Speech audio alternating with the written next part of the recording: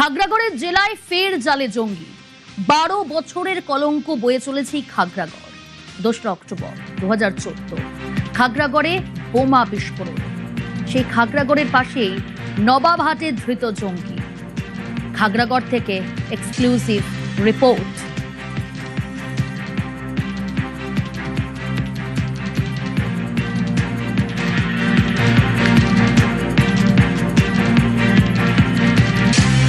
খারাপ লাগে মানে কোথাও গেলাম ফিরছি যে খাগড়াগড় যাবো, ওই জায়গাটায় যাবেন এরকম, এটা একটা শুনতে খারাপ লাগে। যেমন এটার জন্য স্টেপ নেওয়া হয়েছিল, অ্যারেস্ট করা হয়েছিল, সেরকমই করা উচিত।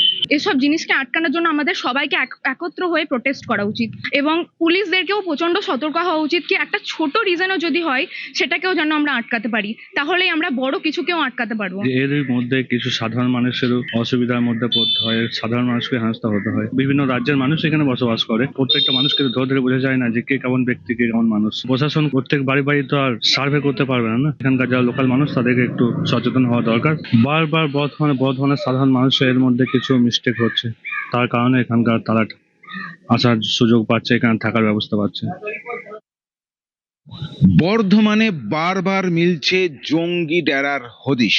খাগড়াগড়ের বাসিন্দারা বলছেন পুলিশ প্রশাসনকে আরো সতর্ক হতে হবে, সচেতন হতে হবে শহরের বাসিন্দাদের। 2014 সালের 2 অক্টোবর মহাষ্টমীর দিন দুপুরে বর্ধমান বিস্ফোরণ কাণ্ডে কেঁপে উঠেছিল এই এলাকা। সেই খাগড়াগড়ের সেই বাড়ি যে বাড়িতে বিস্ফোরণ ঘটেছিল এবং তারপরই সামনে আসে জঙ্গি যোগ। এবং আবারও দেখা গেল বর্ধমানের নবাবহাটে রেনেসা উপনগরীতে জঙ্গির সন্ধান মিলল। সেখান থেকে জঙ্গি একেবারে পাকিস্তানের গুপ্তচর সংস্থার সঙ্গে যুক্ত জঙ্গির হদিশ মিলল।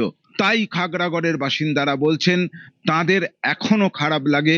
খাগড়াগড়ের নাম শুনলেই অনেক লোক বিদ্রুপ করে, জঙ্গি যোগের কথা বলে, তখন তাদের খারাপ লাগে। তাই বর্ধমানের বাসিন্দা হিসাবে, এ রাজ্যের বাসিন্দা হিসাবে তারা বলছেন যে পুলিশ প্রশাসনকে আরো সতর্ক হতে হবে, সচেতন হতে হবে বাসিন্দাদের। ক্যামেরায় সন্দীপ পালের সঙ্গে শরদিন্দু ঘোষ, নিউজ 18 বাংলা, খাগড়াগড়, বর্ধমান।